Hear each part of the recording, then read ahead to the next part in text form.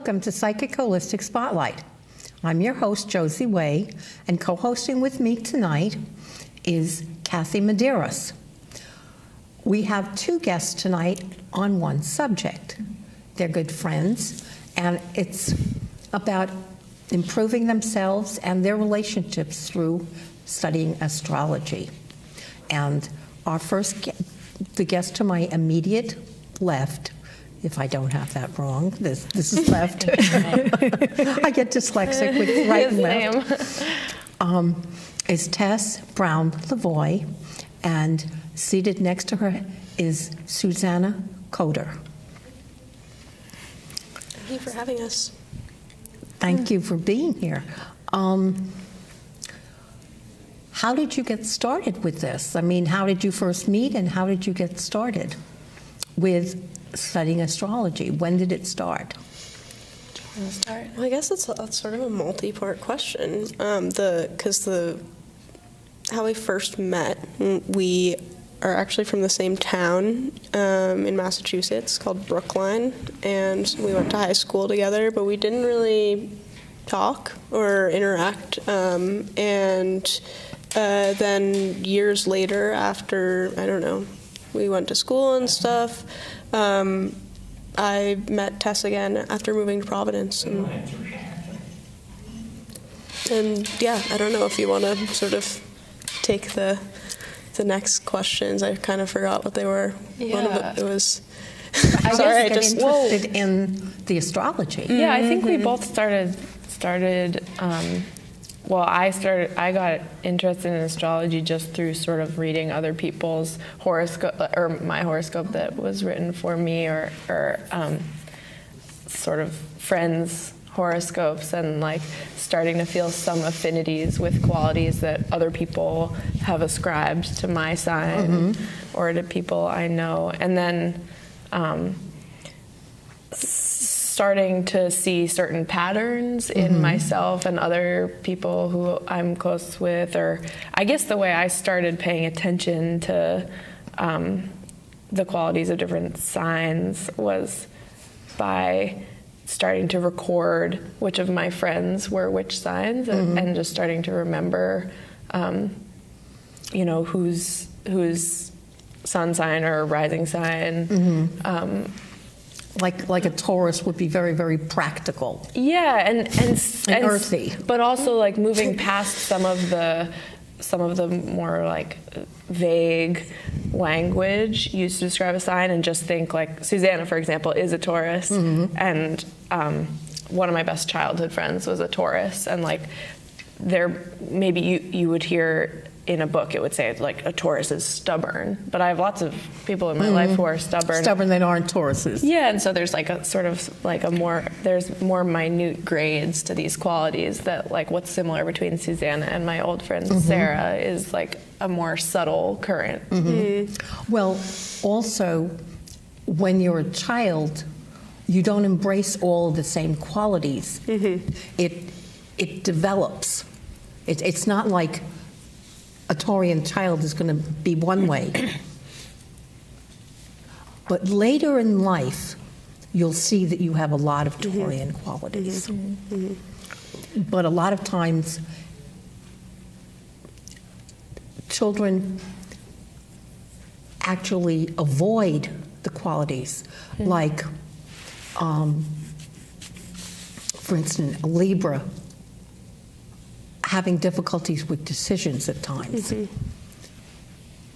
As children, they might be very decisive, and then as they're an adult, they realize some of the decisions they made weren't so judicious and wise.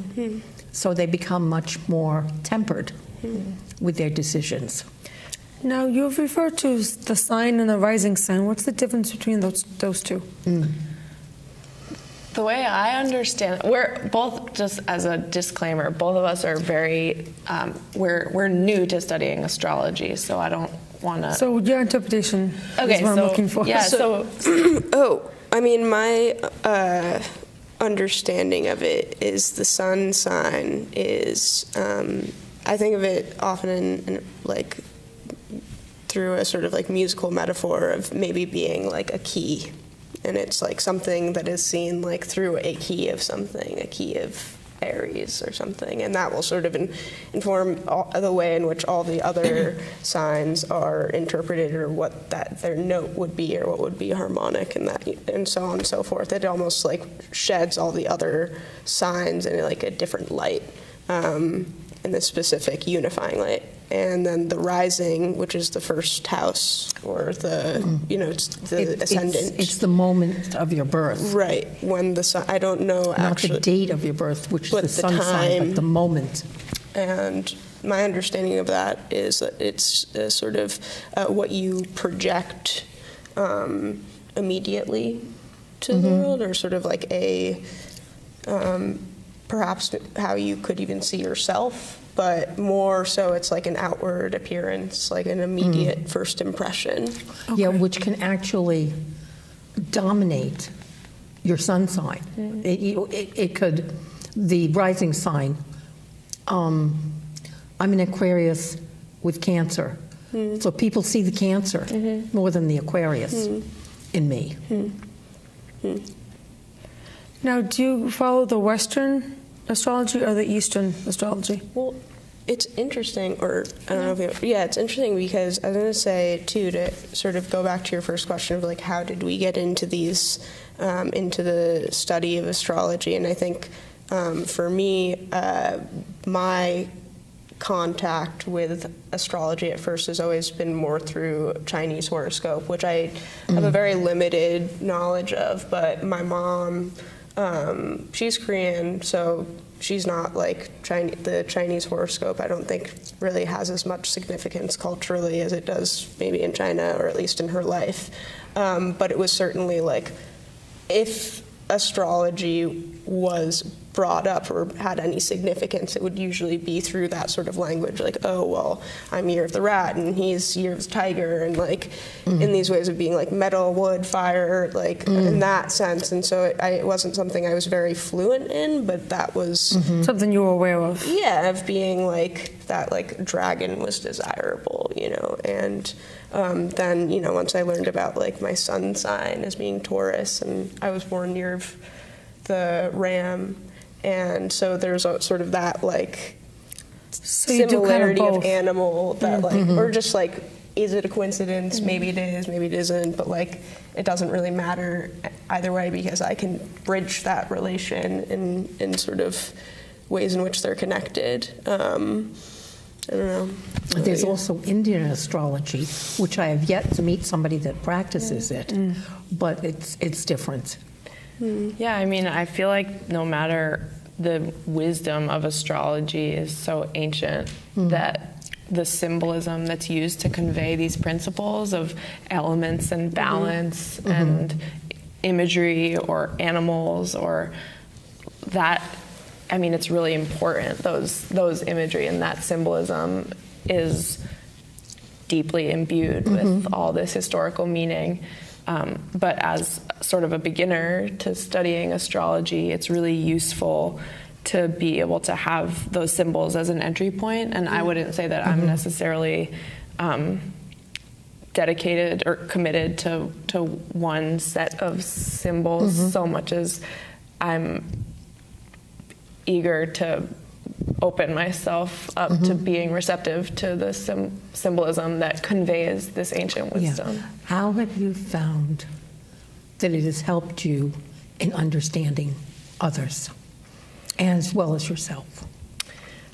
I think the most useful, well, I think of astrology, for me at least, I'm a Cancer, so it makes sense that I feel this way, but I think of astrology as a really empathetic exercise, the study of astrology, because it feels like that's why it really bothers me when people are like, oh, I can't get along at all with Pisces. Like Pisces, I just don't understand the way they think, because I feel like that's such a limited way. Well, first of all, that's such a dualistic way of thinking about people and signs. But second of all, what's useful for me about studying astrology is that really learning or understanding a different mode of being. Like, so from personal experience, like my experience as a Cancer is that my emotions in my life, my reality is totally structured by my emotional landscape and what's real for me, like the concrete details of my work or my relationships or my intellect.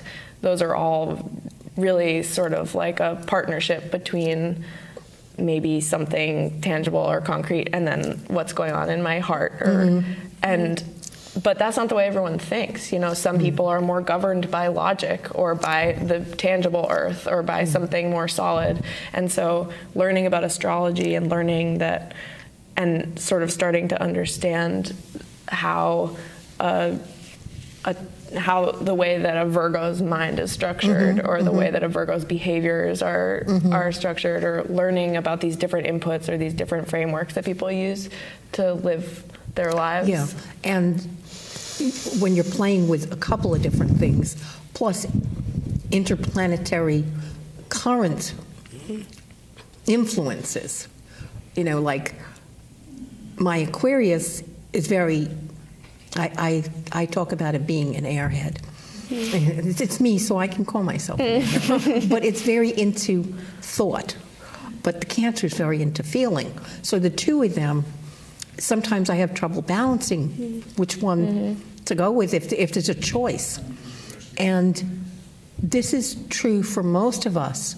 Plus, for instance, they're proving now that the moon, full moon, affects people. I mean, they have, you know. Agree with that statement. No way. You know, it yes. really, you know, it really brings out the edge in people. Oh, my yeah. gosh. I can't sleep around the full moon oftentimes. And it's It's a- worse at different times of my life. Like a few years ago, there was an entire year where the 3 days leading up to the full moon and the 2 days afterwards, I couldn't sleep for more than like 5 or 6 hours a night. And then every month I would be like, what's going on? And then my sister would be like, it's the full moon. Well, they have more events in hospitals and more things, you know, with the full moon. But from a spiritual perspective, when you get past the full moon and you go into the waning moon, then it's a great time to release all sorts of burdens. All sorts of, you know, it's a good time to forgive. It's a good time to let go of, you know, to clear things, whether it's things or thoughts and feelings. Yeah. Now, I know the time though where your birth though makes a difference in like what your rising is though, and like the planetary alignments. How much of a factor is that though with like how much of a quality like someone's sign might be though and how they are versus like the rising or like the temperament of the person? How much of a factor does that all that play? The rising, you're saying? How much does Well, the both the main sign and the rising sign. The planetary alignments, though, and how does that much of a factor in, like the degrees and stuff like that? Well, there are certain planets when you move through that are short periods of time, they are influenced by them, and others that are long periods of time. So it depends on when it's moving through the houses in your chart. Right. That, you know, they're always talking about Mercury retrograde. And Tough time. what is Yeah. it, 4 times a year it does it? I don't know. I don't know Too how often. many. But It's a tough time. it's a tough time to where things just don't flow right. You know, it could be small stuff, but it's annoying. But sometimes it's big stuff. And they tell you don't sign documents during Mercury retrograde. Yeah, I mean, I think that's something that's empathetic too, to know that there's, or sometimes it feels, I mean, it feels often that in my social circle, there'll be a lot of upheaval in people's lives all at the same time. And generally, even if you're not plugged into the specific degrees or aspects or, you know, what planets are moving through what houses, it's really, I mean, it's a form of solidarity to feel that people who are going through a difficult time around you, to feel like you're in that together. Even if, you know, if someone's parent just died, that's very different from like having a tough time at work or having a rough patch in your relationship. But seeing those things as connected, I think, can be really useful in terms of finding ways to support one another. And so with Mercury retrograde, for example, I feel like it's such it can be such a release valve for me to remember that if I'm having a day. Then, and then I to be nice to yourself and to other people. Yeah, and if you know that that's happening, then it can be a good way to sort of like clear your energy, to acknowledge that and to be gentle. So how much of a factor does different signs play in role in how well you can get along with someone versus how it doesn't, it kind of like repels people from each other? I think part of what is so cool about astrology, or what, you know, what we like talking about is precisely like the intersectionality of every person's identity, that it's not simply, it cannot be reduced to merely like, oh, Taurians and Cancers, which funny because I am a Taurus, she's Cancer, we do get along, they both like security, like, you know, I don't know what another example is off the top of my head, but it could maybe demonstrate like the ways in which like certain aspects of a relationship could or could not work, and that every relationship that I've had with a Cancer, for instance, has been very different, and because like there are certain nuances depending on where their Mercury is in, or where their Mars is in, or Venus, you know, where's your moon, especially talk about Cancer, we're the moon child. So I feel like there are and then that's just the other person, then there's also yourself, and so it seems like it's almost as if like everyone is like a crystal or a rock that has like all of these like various facets that are different shapes and sizes. It's like infinite number of like light that could be reflected. So like say like an Aries and a Leo can get along, but not necessarily all Aries and all Leos can get along. It just really depends on like what is more prominent in the person to say whether or not they can get along. So it sounds like a simple answer, like, you know, like one or the other will definitely not get along together. Do you know what I mean? Yeah, I mean, I feel like for me, a lot of it's useful to, as I get to know, so Aries, for example, as I know more Aries, I have some really successful relationships with Aries, people who the fact of their Aries-hood is something that really energizes me and excites me and feeds me in certain ways.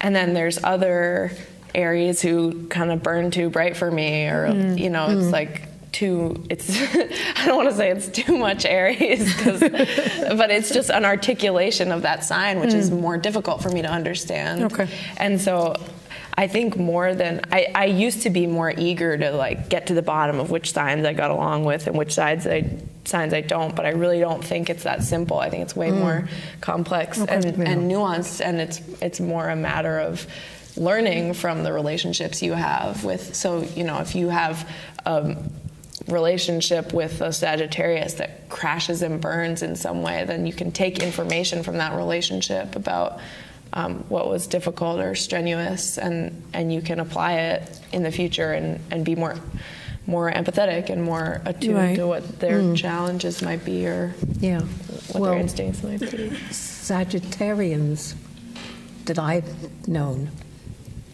tend to say what they're feeling, and not everyone wants to hear that. You know, and Aries tend to want to lead, and not everybody wants to, if it gets to the point of controlling, doesn't want that. So, you know, it depends on, so that will affect your relationships. But you already know this, and in realizing that you don't get along as well as you would like to with this person, you have compassion for them because you Right. realize Exactly. that some of what they're going through is innate to who they are. But you could have twins that are raised together that have the same signs, but experience different things in life. They went to different classes, so they experienced, in school, maybe they were separated instead of in the same class. So they experienced different things. And there will be subtle differences. I had twin aunts, and they were, what was their sign? I'm trying to remember now. They were in Scorpio, I think, but very modulated probably by cancer. One was a warrior and one wasn't a warrior, and that made all the difference in their health and a lot of their relationships. So that's where the degrees and the planetary alignment and the timing that all works in to see how much they are as a person, though, correct? Because they're not born at the same moment, though. No, they're just a few moments apart. Yeah. But I mean, their charts would be remarkably similar, I would Yes. imagine. I also think that's a matter of, it's like the closer that you look at something, the easier it is to find the differences or something. And I mean, I'm not a twin or don't know what that experience is like, but in terms of how such extreme closeness, like that, you can only begin to define yourselves in opposition, in relation to one another, in the most minute differences as well. Yeah, well, my grandchildren, one of my daughter's children, are twins, and one's a boy and one's a girl, so they're not identical. And because they're a boy and a girl, they've experienced different things. Right. And they've experienced different classes, and their personalities are quite different. But they're both new Aquarians, the 20th, right at the beginning of Aquarius. And there are some characteristics that are similar, but a great deal is not similar, just because one's a boy and one's a girl. Yeah. Susanna has another friend who has the same sun rising and moon sign as I do. And so we're sort of like chart twins in some way, even though I've never met this woman before a few months ago. But it's been interesting knowing there's like a person with a really similar chart to me across town. I have some acquaintances who know her and people who know me really well who've met her and who've been like, yeah, it's weird. It's just easy to talk to her. Like, it's like I know her in some way. And so that's, I don't know her that well, but I want to know her better. But I feel like there can be really, like I assume we're very different people, but there's similar type of like conversational cadence, which is like interesting to me. That and then it makes you wonder, to what extent am I just I guess astrology in general, I feel like, is this exercise of like questioning like similarities and differences or something, but of being human, like, are they? Yes, that's human nature, right? We're always looking for differences and similarities Totally. in our lives. At some point we look to fit in, and then at some point we look to be unique, Right. and so we're always looking Right. for the differences and similarities. Yeah, it's pretty humbling too to think of to consider astrology more as you think about individualism too, because I think certain types of individualism can be very proud and not humble, and so understanding your own individualism and your own subjectivity within this framework, which suggests that there's definitely characteristics that are out of your control, I think is humbling in an important way in a world that really celebrates individualism and individual That's progress. the Western world. Yeah. That focuses on that, whereas in many parts of Africa, more indigenous, they focus on community and on how similar people are, no matter when they were born. They don't see the differences. I think it's good to see the similarities and the differences. What's individual and what's part of the community. Right. Now, I've always wondered this though too, so I don't know the answer to this. Do you think that we map out our astrology chart before we get conceived or before we're born into this world? Like, it's like with the whole contract that we make. If we map that out. Like if it's predestined. Yeah, like do we have a say in the predestiny of that, or do we map that out? I guess the way that I often, and I'm not sure if I'm answering your question here, but the way that I use astrology is often as a reflective tool. So so that even, I don't know if the chart itself is like predetermined, but it seems like whenever you were born, like that's when it was, and it's sort of like then that's the trace of it. And then even with these experiences, like I wouldn't be able to predict if two people are going to get along. I could if I knew both people and had insight into their personalities and thought about it based off of their astrological signs. I mean, really, who knows? Like there's so many circumstances. So it's like, it feels like more like to look back and to like affirm, or to maybe like complicate certain assumptions or like considerations that I had. Yeah, I had an experience. The producer of the show before me was an astrologer, and my son passed away 14 years ago, and she looked at his chart and she said it probably was his time because it looked like it was impossible for him to make it through that time period. Gosh. Wow. That it was going to be very, very difficult to get through it. And, it would have been nice to know that before. Yeah. But then the human in you says, but maybe I could have prevented something and I couldn't. Yeah. So it can be used as a predictor if you're really good at it. Yeah. And you know that someone's going to go through a very difficult time. Yeah. That could be life-threatening even. Yeah, so it's a good tool though to see, the easy parts of our lives versus the tough periods though too. It's easy to see that with the chart, correct? That's Challenges, you can see challenges when they're coming. If you, the transits, I think is what they call the more, when the different interplanetary influences come, you can tell how it's going to affect you.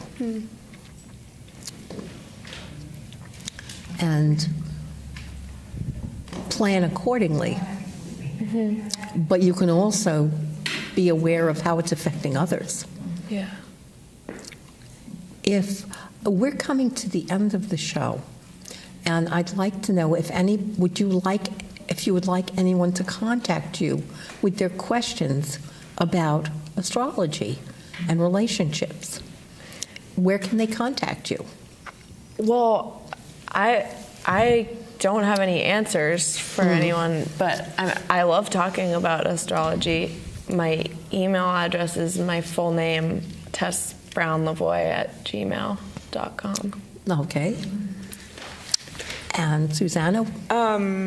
Similarly, I don't offer any sort of professional service, astrological services, but I love having reading groups and symposiums, casual symposiums. So you can email me at susannakimcoder@gmail.com. Okay.